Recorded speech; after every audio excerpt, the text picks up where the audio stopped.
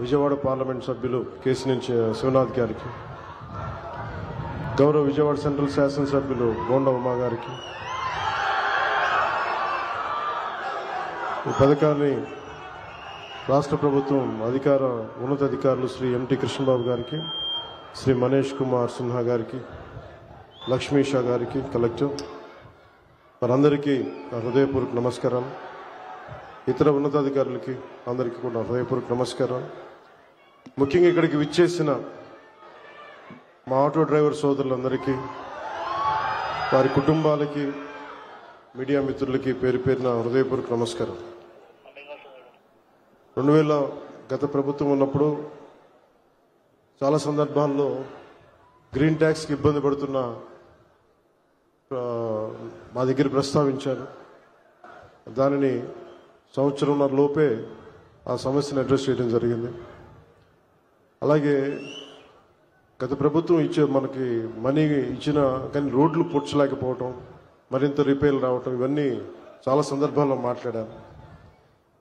ముఖ్యంగా స్త్రీ శక్తి ఈ ఉచిత బస్ ప్రయాణం ఈ పథకం కింద ఇది ఇచ్చినప్పుడు మొట్టమొదటిసారి క్యాబినెట్లో ప్రవేశపెట్టినప్పుడు ముందుగా ఆలోచించింది మీ ఆటో డ్రైవర్ మీ వృత్తి మీ గురించి ఆలోచించాం. ఫస్ట్ ఏదన్నా ఉచిత బస్సు ప్రయాణం ఇస్తే ఆటోలకు ఇబ్బంది అవుద్ది, వారి ఉపాధికి ఇబ్బంది అవుద్ది, అందరూ బస్సులో వెళ్ళిపోతే మా పరిస్థితి ఏంటని ఖచ్చితంగా అంటారనేది ఆ రోజు క్యాబినెట్లో ప్రస్తావిస్తే గౌరవ ముఖ్యమంత్రి గారు ఒకటే ఇచ్చారు, ఎట్టి పరిస్థితుల్లో కూడా వారిని నిర్లక్ష్యం చేయం, వారికి ఏ సమస్యలు ఉన్నా సరే వారిని ఎలా కాంపెన్సేట్ చేస్తాం దాని మీద కొంచెం సమయం కావాలని మనస్ఫూర్తిగా ఆయన ఆ రోజు చెప్తే మేమందరం బలంగా నమ్మాం.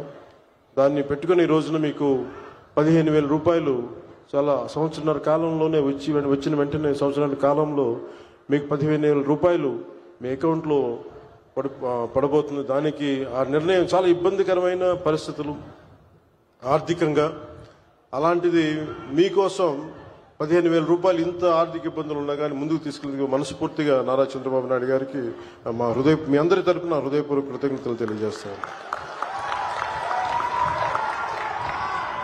సమర్థవంతమైన నాయకత్వం, ప్రణాళికాబద్ధమైన పాలన ఉంటే ఏ రాష్ట్రమైనా సుభిక్షంగా ఉంటుంది. గడిచిన 15 నెలల కాలంలో గౌరవ ముఖ్యమంత్రి శ్రీ నారా చంద్రబాబు నాయుడు గారి నాయకత్వంలోని కూటమి ప్రభుత్వం ఈ విషయాన్ని పదే పదే నిరూపించింది. ఆ క్రమంలో ఇందాక మీకు చెప్పినట్టుగా ఆడపడుచులకు ఇచ్చిన మాటలు నిలబెట్టుకునే పరిస్థితుల్లో మీకు ఆటోలు, క్యాబ్లు నడుపుకుంటూ జీవనం సాగించే వారిపైన ప్రభావం చూపించింది. అందుకనే ఈ రోజున 15,000 రూపాయలు మీకు ఇచ్చి మీకు చిన్నపాటి వెన్నుదన్నుగా ఉన్నామని తెలియజేసుకుంది కూటమి ప్రభుత్వం. అలాగే ఎన్నికల ముందు నేను పిఠాపురం పర్యటనలో నేను ఆటోలో ప్రయాణించినప్పుడు ఆ ఆటో డ్రైవర్ నాకు సందర్భంగా చెప్పారు, ఆటో డ్రైవర్ సోదరులకు ఎదురయ్యే ఇబ్బందుల్ని మాకు ప్రత్యేకించి వివరించారు.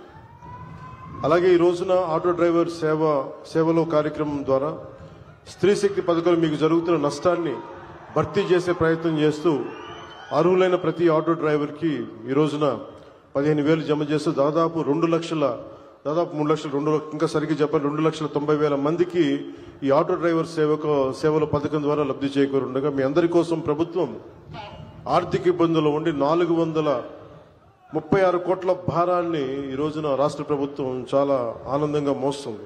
అంటే మీకు ఈ చిన్నపాటి ఊతం ఇవ్వగలిగితే అది భారం అయినప్పటికీ కూడా మీకు ఆనందంగా మోస్తుంది ఈ ప్రభుత్వం. ప్రజల సమస్యలు విని వాటిని పరిష్కరించడమే కూటమి ప్రభుత్వం లక్ష్యం. ఇచ్చిన మాట నిలబెట్టుకుంటూ వాగ్దానాలను కార్యరూపం దాల్చుతూ ముందుకు సాగుతూ ఉన్నాం. ఆటో డ్రైవర్లకు అండగా నిలబడి వారి జీవనోపాధి కాపాడటం కోసం కూటమి ప్రభుత్వం బాధ్యతగా భావిస్తున్నాం. సమర్థవంతమైన నాయకత్వం ఉంటే ప్రజల జీవితంలో చాలా నిజమైన మార్పు తీసుకురావచ్చు అనేది మరోమారు ఈ పథకం మరోసారి రుజువు చేస్తూ ఉంది. అలాగే మీకు ఇంత కష్టాల్లో కూడా మాకు సహకారం అందిస్తున్న గౌరవ ప్రధాని శ్రీ నరేంద్ర మోదీ గారికి మనస్ఫూర్తిగా ధన్యవాదాలు తెలియజేసుకుంటూ ముఖ్యమంత్రి శ్రీ చంద్రబాబు నాయుడు గారి నాయకత్వం భవిష్యత్తులో మీకు ముఖ్యంగా ప్రజలతో పాటు మీకు ప్రత్యేకించి ఆటో నడుపుతున్న సోదరుల కుటుంబాలకి మీ అందరికీ కూడా మేము అండగా ఉంటామని తెలియజేసుకుని సెలవు తీసుకున్నాను. జై హింద్. ధన్యవాదాలు రాష్ట్ర ఉప ముఖ్యమంత్రి వర్యులు శ్రీ పవన్ కళ్యాణ్ గారు. ఇప్పుడు లబ్ధిదారులకు చెక్ పంపిణీ కార్యక్రమం. ఆటో డ్రైవర్ల సేవలో మరో గొప్ప హామీని కూటమి ప్రభుత్వ సాయంతో రాష్ట్ర ముఖ్యమంత్రి వర్యులు వారి చేతుల మీదుగా 436 కోట్ల మెగా చెక్ ను అందజేస్తున్నారు. దీనివల్ల 2,90,669 మంది లబ్ధిదారులకు ఏటా 15,000 రూపాయలు అందజేయడం జరుగుతోంది. ఆటో డ్రైవర్ల సేవలో మెగా చెక్ ను లబ్ధిదారులకు అందజేస్తున్నారు రాష్ట్ర ముఖ్యమంత్రి వర్యులు శ్రీ నారా చంద్రబాబు నాయుడు గారు.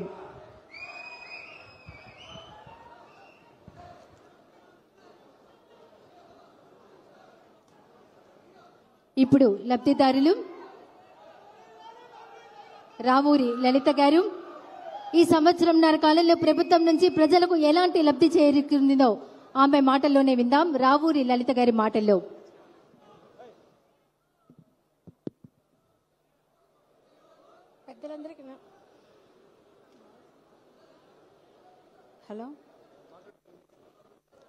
పెద్దలందరికీ నమస్కారం అండి. నా పేరు రేవూరి లలిత. నేను అయోధ్య నగర్ నుంచి వస్తున్నాను. నేను ఆటో డ్రైవర్ని.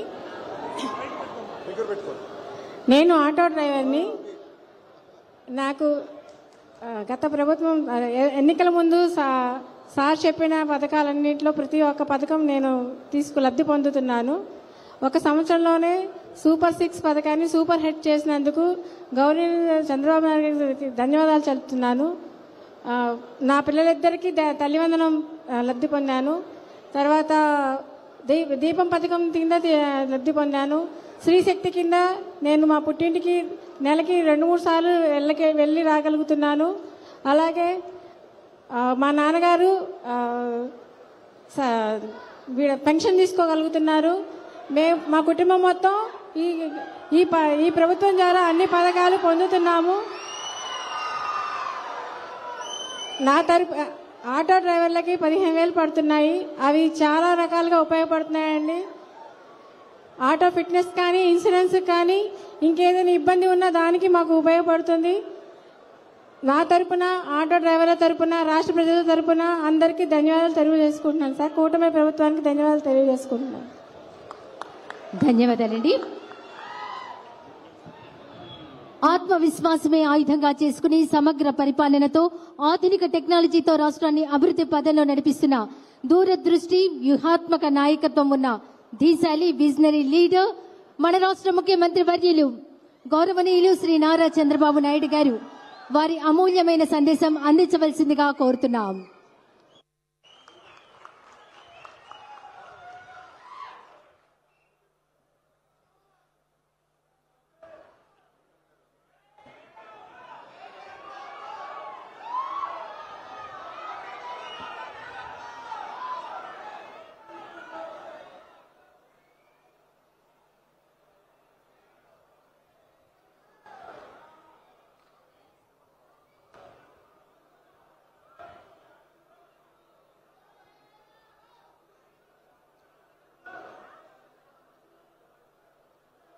గౌరవనీయులు,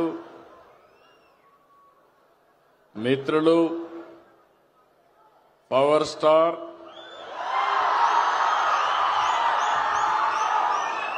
గౌరవ డిప్యూటీ సీఎం పవన్ కళ్యాణ్ గారు,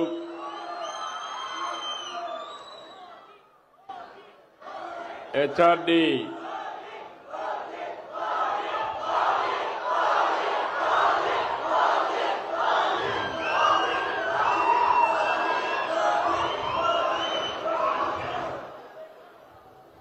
గౌరవ సహచర మంత్రివర్గ సభ్యులు,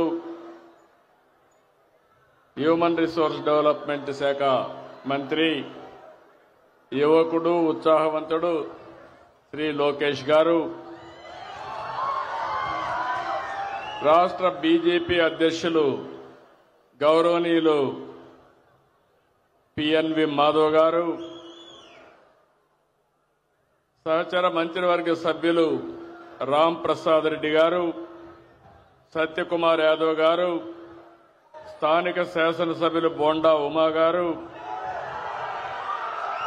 విజయవాడ పార్లమెంట్ సభ్యులు కేశినేని శివనాథ్ గారు, ఈరోజు ఈ కార్యక్రమంలో భాగస్వాములైనటువంటి ఆడబిడ్డ బెనిఫిషరీ లలిత గారు, ఇంకొక పక్కన ఇంకొక బెనిఫిషరీ శ్రీనివాసరావు గారు, ఈ కార్యక్రమాన్ని సమర్థవంతంగా నిర్వహించినటువంటి కృష్ణబాబు గారు, గౌరవ శాసనసభ్యులు శ్రీనివాస్ గారు, కలెక్టర్ లక్ష్మీషా గారు, అందరికంటే ప్రత్యేకంగా ఆటో డ్రైవర్లందరికీ పేరు పేరున మీ అందరికీ అభినందనలు, శుభాభినందనలు.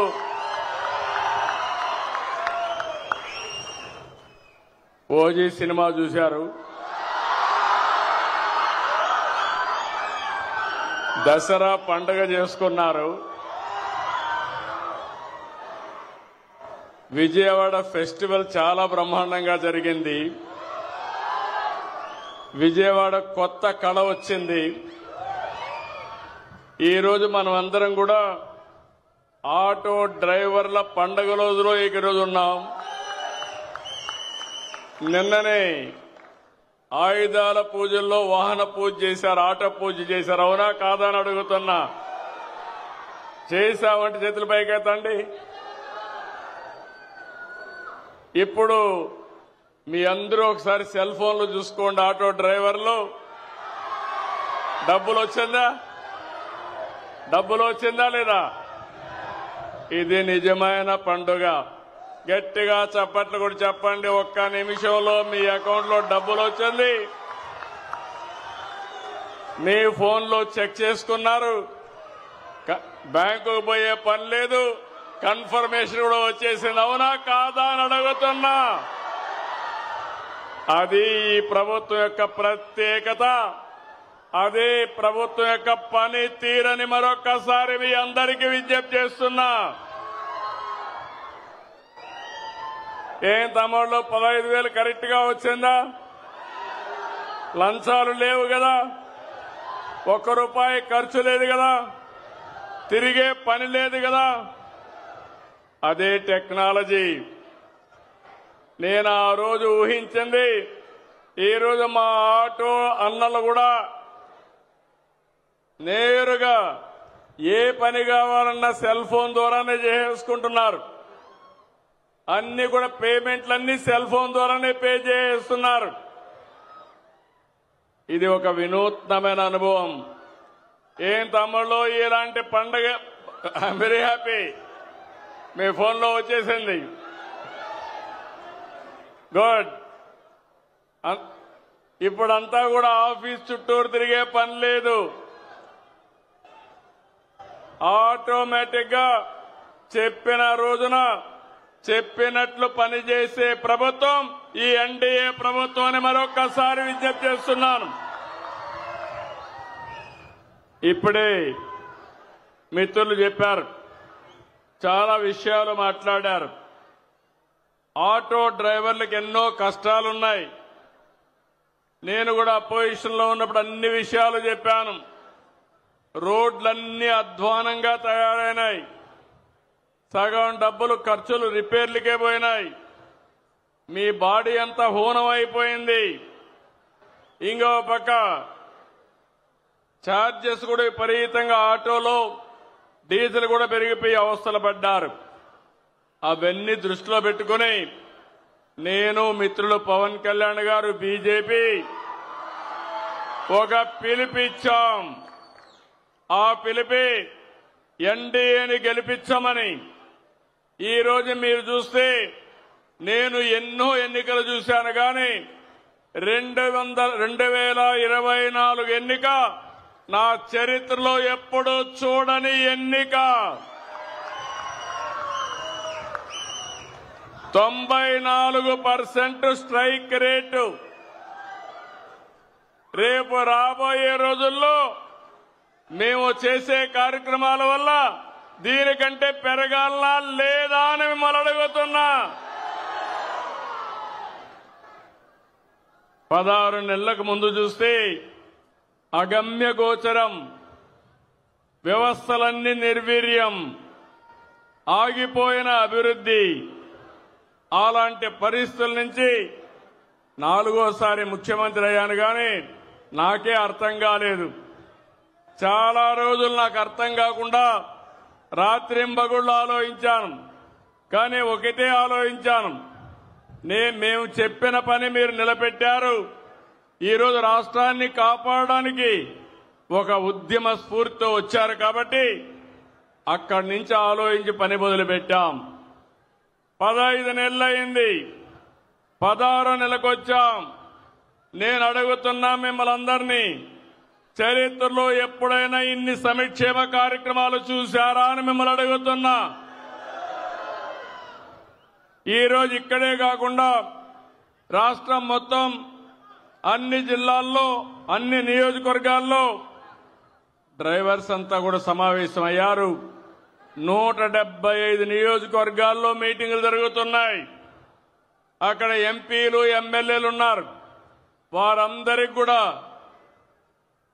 నేను మనస్ఫూర్తిగా ధన్యవాదాలు తెలియజేస్తున్నా. ఇక్కడుండే ఆటో డ్రైవర్సే కాకుండా 175 నియోజకవర్గాల్లో ఉండే డ్రైవర్స్ అందరికీ మరొకసారి శుభాకాంక్షలు తెలియజేస్తున్నా. ఈరోజు మీరు చూస్తే ఒక కార్యక్రమం కాదు, నేను ఎక్కువగా అందరూ చెప్పారు కాబట్టి నేను ఎక్కువ చెప్పడం లేదు. సూపర్ 6 ఒకసారి చూస్తే దేశ చరిత్రలో ఎక్కడా జరగని సంక్షేమం ఇచ్చే ఏకైక రాష్ట్రం ఆంధ్రప్రదేశ్ రాష్ట్రం. ఒక్క పెన్షన్లు 4,000, 6,000, 10,000, 15,000. ఇప్పుడే మా ఆడబిడ్డ చెప్పింది, ఆవిడ ఒక ఆటో డ్రైవర్, ఆవిడికి 15,000 వచ్చింది. పిల్లలు 2 చదువుకుంటున్నారు, 30,000 అకౌంట్లో వచ్చింది. తండ్రి నేరుగా కావలిలో ఉంటే ఆటో ఇంట్లో పెట్టి కావలికి 10 రోజులకు 15 రోజులకు వాళ్ళ తల్లిదండ్రులు చూడడానికి పోతా ఉంది. ఎప్పుడు పోయావమ్మా అని అడిగానంత మునుపు, సార్ పండగలప్పుడు పోయేవాడిని, ఇప్పుడు మీరు ఇది పెట్టారు నేరుగా వెళ్ళిపోతున్నానంటే, నీ ఆటోలో వెళ్ళలేదంటే దూరం కదా సార్, మీరు బస్సులో పెట్టారు కాబట్టి బస్సు ఎక్కి రోడ్లు బాగున్నాయి, నేరుగా పోయి చూసి వస్తున్నానని చెప్పే పరిస్థితికి వచ్చింది. అంటే మీరు గుర్తుపెట్టుకోవాల్సింది, ఒకప్పుడు ఈరోజు ఇంకొక విషయం గుర్తుపెట్టుకోవాలి. దేశంలో ఎక్కడా లేని విధంగా చెప్పాను, 33,000 కోట్ల రూపాయలు పింఛన్ల కోసం ఖర్చు పెట్టే ఏకైక ప్రభుత్వం మన రాష్ట్ర ప్రభుత్వం ఎన్డీఏ. మన తర్వాత తెలంగాణ 8,000 ఖర్చు పెడుతున్నారు, 8,000 కోట్లు. అంటే ఈరోజు సంక్షేమం అంటే ఏ విధంగా చేస్తున్నామో మీరే చూశారు. మా ఆడబిడ్డలను చూస్తున్నా, ఎక్కడ చూసినా ఫుల్ జోష్లో ఉన్నారు. ఎక్కడికి కావాలంటే మగవాళ్ళని అడిగే పని లేదు. నేరుగా మీరు నిన్న దసరా చూశాను, దుర్గమ్మ తల్లి దగ్గరికి శ్రీకాకుళం నుంచి, మంత్రాలయం నుంచి వచ్చి దర్శనం చేసుకున్నారంటే అది స్త్రీ శక్తి పవర్ అని చెప్పి నేను మీకు తెలియజేస్తున్నా. మొన్నటి వరకు మా ఆటో డ్రైవర్లు ఉన్నారు. మీ ఇంట్లో ఉండే మా ఆడబిడ్డలు ఎక్కడన్నా పోవాలంటే మిమ్మల్ని వేది అడగాలి, తీసుకుపోమ్మని ఆటోలో. ఇప్పుడు మిమ్మల్ని అడిగే పని లేదు. ఎక్కడికి పోవాలన్నా నేరుగా వెళ్లిపోయే పరిస్థితికి వస్తున్నారు. అవునా కాదా అని అడుగుతున్నా మిమ్మల్ని. ఇప్పుడే నేను వస్తామంటే మా ఆడబిడ్డ చెప్పింది, ఏమమ్మా ముందుకి ఇప్పటికి వ్యత్యాసం అంటే, అంత మునుపు నేను అడిగితే అప్పుడప్పుడు ఇసుక్కొని ఎప్పుడో ఒకసారి తీసుకుపోయేవాడు, ఇప్పుడు నాకేం అవసరం లేదు, నేను ఎప్పుడు కావాలంటే అప్పుడు ఉచిత ప్రయాణ సౌకర్యం ఆర్టీసీ బస్సులో పోతానని మా ఆడబిడ్డ చెప్పిందంటే అది ఈ ప్రభుత్వం మీకు ఇచ్చినటువంటి స్వేచ్ఛ అని మరొకసారి మీ అందరికీ విజ్ఞప్తి చేస్తున్నా. స్త్రీ శక్తి బంపర్ హిట్ అయింది, చాలా సంతోషం. మా ఆడబిడ్డలకి ఒకప్పుడు సిలిండర్లు ఉచితంగా ఇప్పించాం.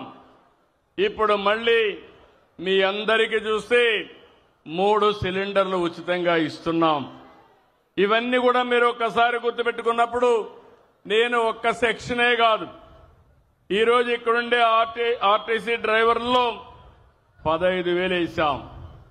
కేటగిరీ కూడా క్యాబ్ డ్రైవర్, ఆటో డ్రైవర్ కానీ, ఇంకో పక్కన వివిధ రకాలైన వెహికల్స్ లో మీరు చూసినప్పుడు auto rickshaw, three wheeler passenger, motor cab, maxi cab ఇలాంటి రవాణా సౌకర్యం ఉండేటన్నీ కూడా ఇచ్చాం. ఇందులో మీరు చూసినప్పుడు 2,90,669 మందికి ఆన్లైన్లో డబ్బులు పడ్డాయి. ఏ ఒక్కరికి రాకపోయినా మీరు రిపోర్ట్ చేయండి, మీకు నెంబర్ ఇచ్చాం. ప్రతి ఒక్కరికి డబ్బులు వేసే బాధ్యత మాదని మరొక్కసారి మీ అందరికీ హామీ ఇస్తున్నా. ఇదే కాకుండా ఆటో డ్రైవర్ అంటే చాలా మంది పేదవాళ్ళు ఎక్కువగా ఉన్నారు. అలాంటి ఆటో డ్రైవర్లందరికీ ఇది వర్తిస్తుందని చెప్పి కూడా నేను మీకు తెలియజేస్తున్నా. ఇవి కాకుండా ఇంకొక పక్కన మీరు చూస్తే ఈరోజు రోడ్లన్నీ బాగుపడ్డాయి. ఇప్పుడే నేను మంచి అవకాశం ఆటో డ్రైవర్ ఫ్యామిలీతో ట్రావెల్ చేశాను. ఆ కుటుంబ వివరాలన్నీ కనుక్కున్నాను. ఈరోజు ప్రతి ఒక్కరికి ఒక ఆశలున్నాయి. నేను ప్రయాణించిన ఆటో డ్రైవర్ అయితే వాళ్ళ నాన్న కూడా డ్రైవర్, కాబట్టి ఈయన కూడా డ్రైవర్ అయ్యే పరిస్థితికి వచ్చాడు. కానీ ఆ ఇద్దరి పిల్లల్ని ఆలోచించాడు. 2 కొడుకులున్నారు, ఇద్దరిని గురించి ఆలోచించాడు. నేను పడిన కష్టం నా పిల్లలు పడకూడదని, ఎన్ని కష్టాలైనా చదివిస్తామని ఆ కుటుంబం ముందుకు పోయే పరిస్థితికి వచ్చారు. వాళ్ళని ఒకసారి ఇక్కడికి రమ్మంటున్నా. ఒక ఆదర్శం ఈ కుటుంబం. రండి, ఇక్కడ అందరూ 4 రండి. ఈ కుటుంబం ఒక ఆదర్శం. రండి, పైకి రండి.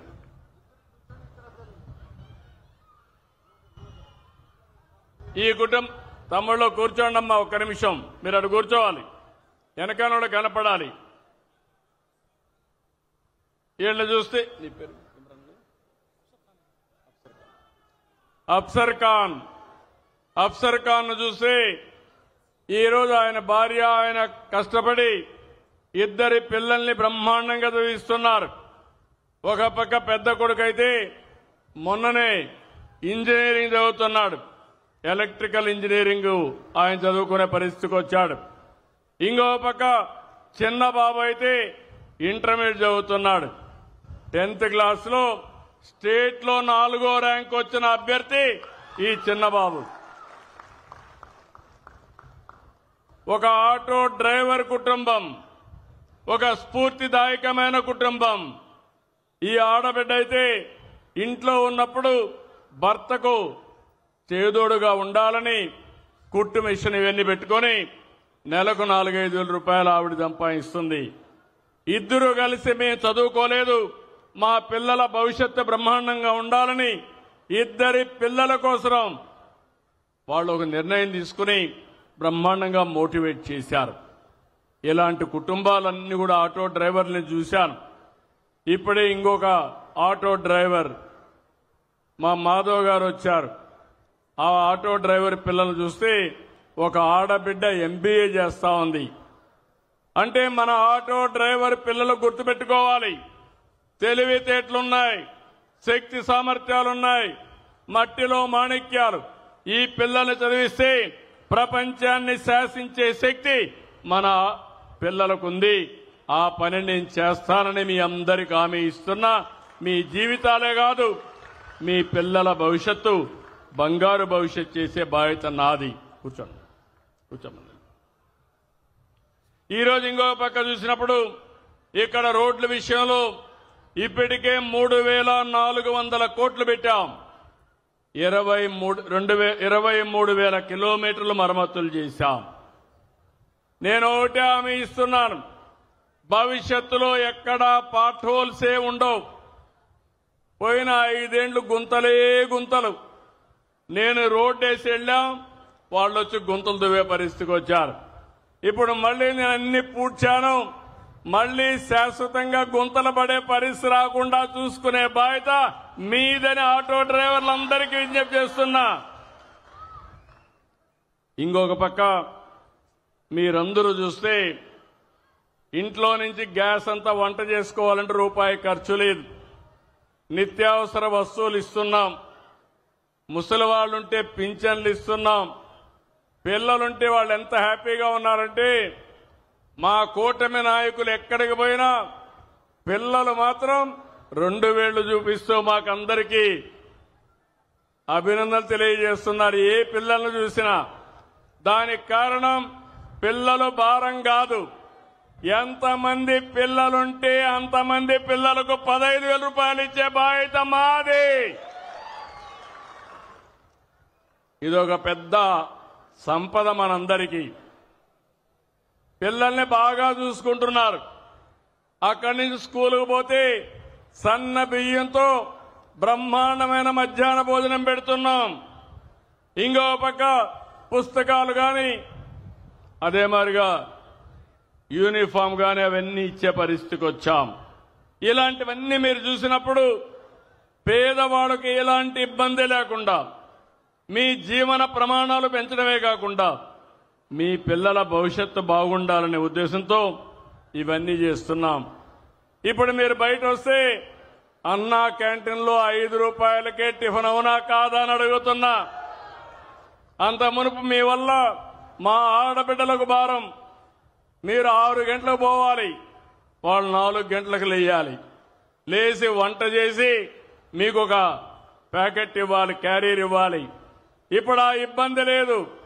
ఎక్కడ ఆకలేస్తే అక్కడ భోంచేసే ఏర్పాటు చేసింది ఈ ప్రభుత్వం అవునా కాదా అని మిమ్మల్ని అడుగుతున్నా. అలాంటి అన్నా క్యాంటీన్లు కూడా దెబ్బతీసే పరిస్థితికి వచ్చారు. ఈరోజు ఒకటి హామీ ఇస్తున్నా, 175 నియోజకవర్గాల్లో 175 అన్నా క్యాంటీన్లు ఉంటాయని చెప్పి నేను మీకు తెలియజేస్తున్నా. ఈరోజు మనందరం పోటీ ప్రపంచంలో ఉన్నాం, నాలెడ్జ్ ఎకానమీలో ఉన్నాం. పిల్లల్ని బాగా చదివించండి. అంతేకాదు ఈరోజు కొత్తగా మీరు చూస్తే ఇంటిపైనే కరెంటు ఉత్పత్తి చేసుకునే పరిస్థితికి వచ్చాం. విజయవాడలో చాలా సంతోషం, అన్ని వెహికల్స్ కూడా సిఎన్జికి మార్చారు. ఇది శుభ పరిణామం. 98% వెహికల్స్ అన్ని సిఎన్జి వెహికల్స్ ఉన్నాయి. ఆటో డ్రైవర్ని మనస్ఫూర్తిగా అభినందిస్తున్నా. మంచి పని చేశారు మీరు. రాబోయే రోజుల్లో వీలైనంత వరకు సిఎన్జి కానీ ఎలక్ట్రికల్ వెహికల్స్ పోతామని చెప్పి కూడా నేను మీకు తెలియజేస్తున్నా. ఈ కార్యక్రమాన్ని కూడా మనం ముందుకు తీసుకెళ్తాం. ఇది కాకుండా ఇంకో పక్కన మీరందరూ చూస్తే ఈ రాష్ట్రంలో అందరి ఆరోగ్యం కోసం ఇక్కడే మా ఆరోగ్య శాఖ మంత్రి ఉన్నాడు. యూనివర్సల్ హెల్త్ ఇన్సూరెన్స్ చేశాం. అది 2,50,000 రూపాయలకు అందరికీ చేశాం. పేదవాళ్ళందరికీ 25 లక్షల రూపాయలు ఖర్చు పెట్టి మీ ఆరోగ్యాన్ని కాపాడే బాధ్యత ఈ ప్రభుత్వాన్ని చెప్పి మరొక్కసారి హామీ ఇస్తున్నా. ఇలాంటి వినూత్నమైన కార్యక్రమాల్లో ఇంకో పక్క మీ అందరూ గుర్తుపెట్టుకోవాలి, ఎక్కడ కూడా మీకు వేధింపులు ఉండవు.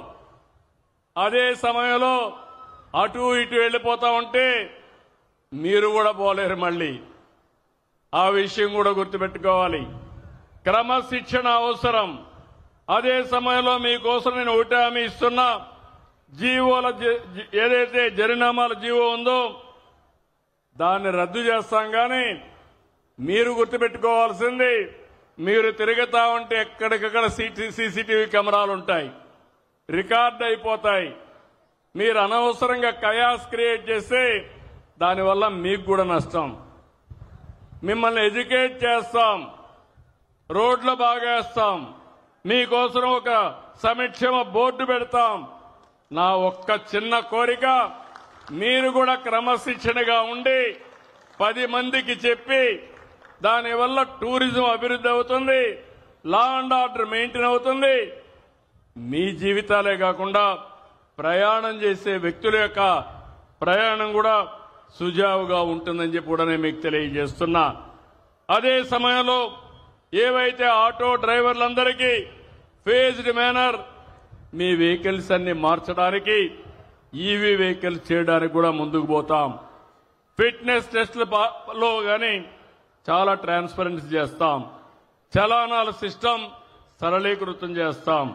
బ్రేక్ లైసెన్స్ టెస్టింగ్ కేంద్రాల విస్తరణ ఇవన్నీ కూడా చేపడతామని చెప్పి కూడా నేను మీకు తెలియజేస్తున్నా. ఇవన్నీ కూడా ఒకటే మీ అందరికి గుర్తుపెట్టుకోవాలి.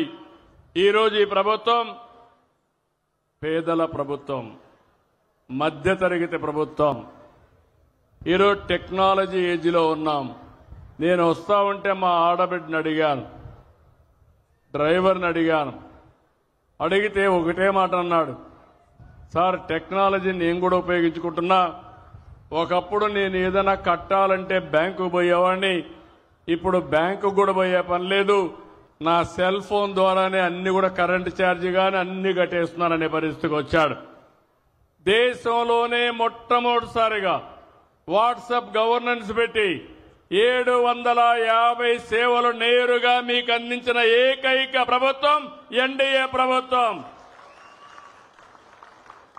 టెక్నాలజీని పర్ఫెక్ట్ గా ఉపయోగిస్తున్నాం. పేదవాళ్ల కోసం ఉపయోగిస్తున్నాం, ప్రజల కోసం ఉపయోగిస్తున్నాం, సంపద సృష్టించడానికి ఉపయోగిస్తున్నాం.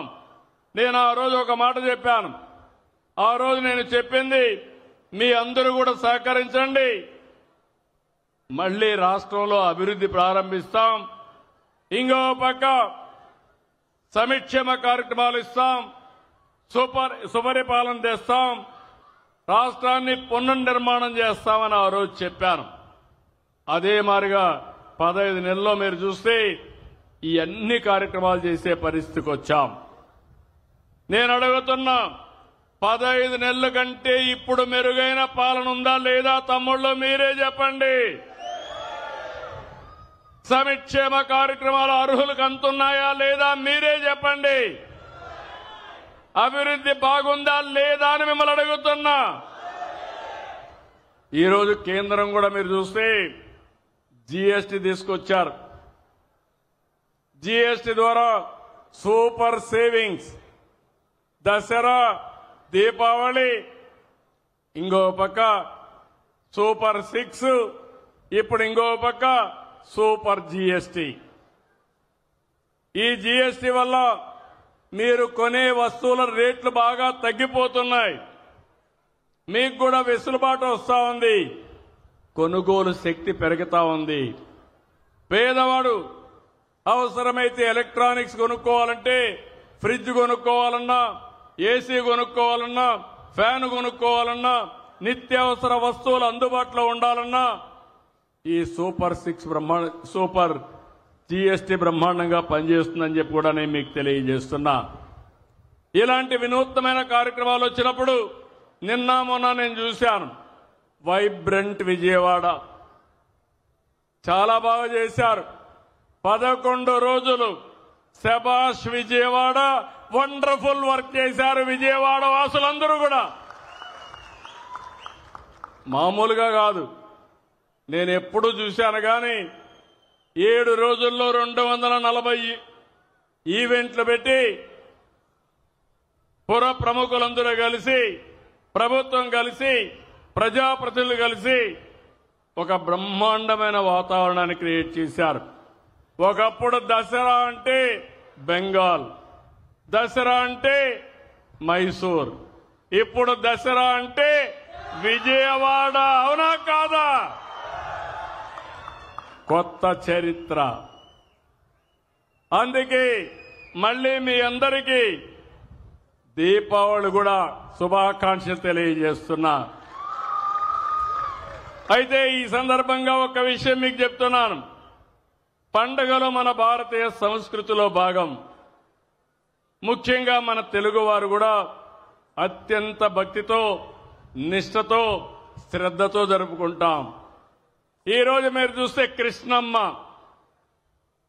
ఎంత బ్రహ్మాండంగా పాడుతా ఉందంటే, ఆ కృష్ణమ్మ వారధికి సాయంత్రం ఒక్కసారి పోయి చూస్తే కన్నుల పండుగగా ఉంటుంది, ఆహ్లాదాన్ని ఇస్తుంది.